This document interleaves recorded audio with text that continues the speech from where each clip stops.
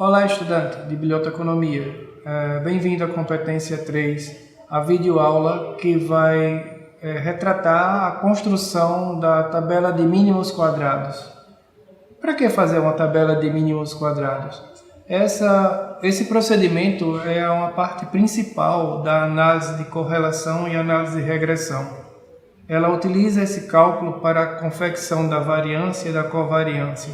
Sem ela, a análise de regressão e a análise de correlação não será possível. Então vamos entender basicamente o que é uma tabela de mínimos quadrados.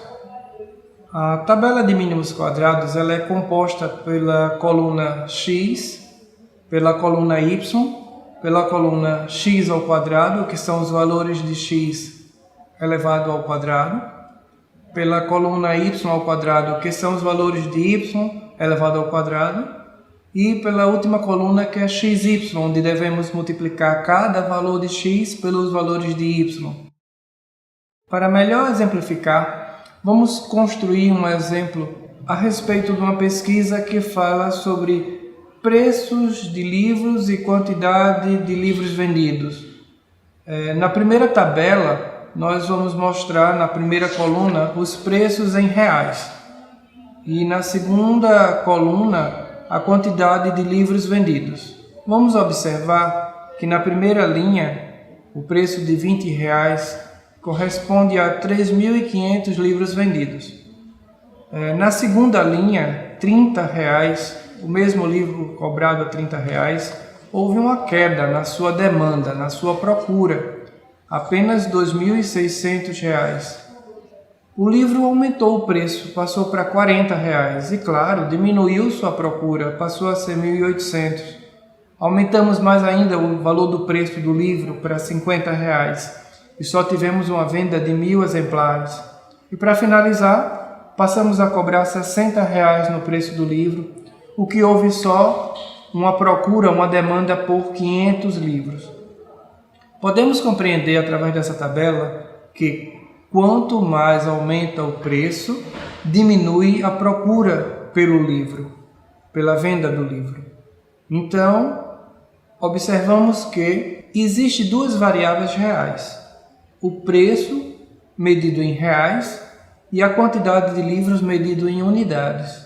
Para que a gente construa uma tabela de mínimos quadrados, é necessário que transformemos as variáveis reais em variáveis abstratas, da seguinte maneira: iremos pensar e tentar identificar uma relação de dependência entre as variáveis reais.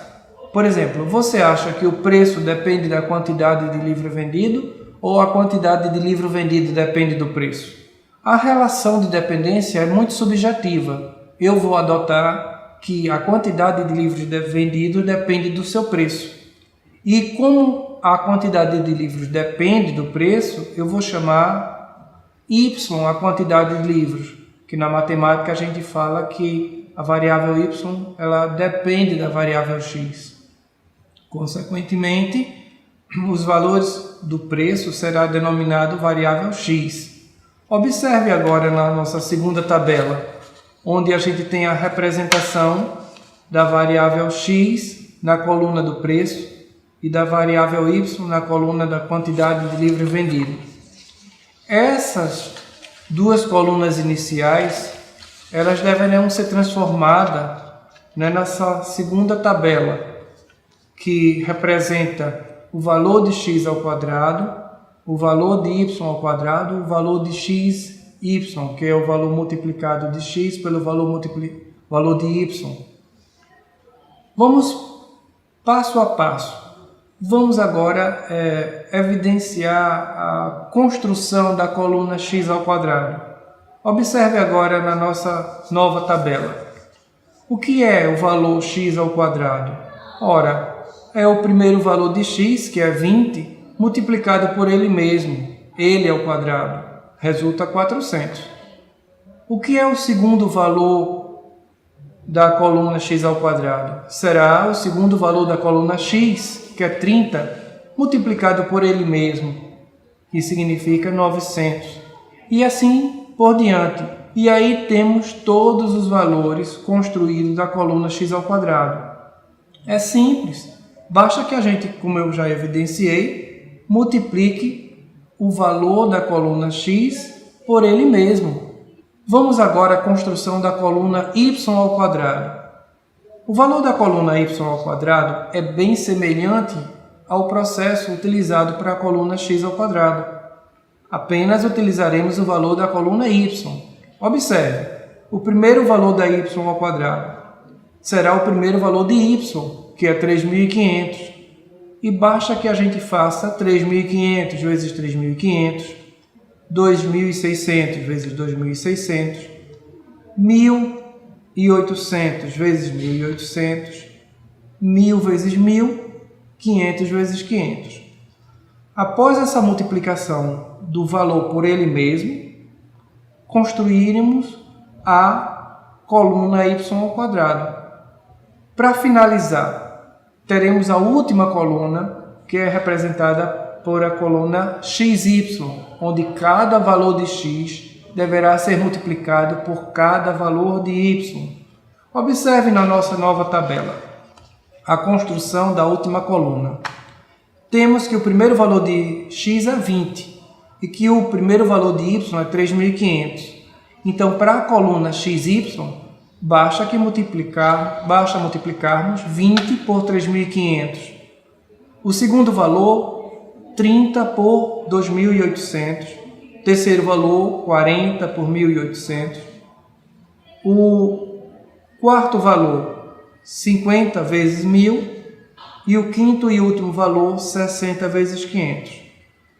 Observe agora a nossa última tabela. Ela está resumida aos valores efetuados. O que fazer a partir da construção da coluna x, da coluna y, da coluna x ao quadrado, da coluna y ao quadrado e xy, que compõem a tabela de mínimos quadrados?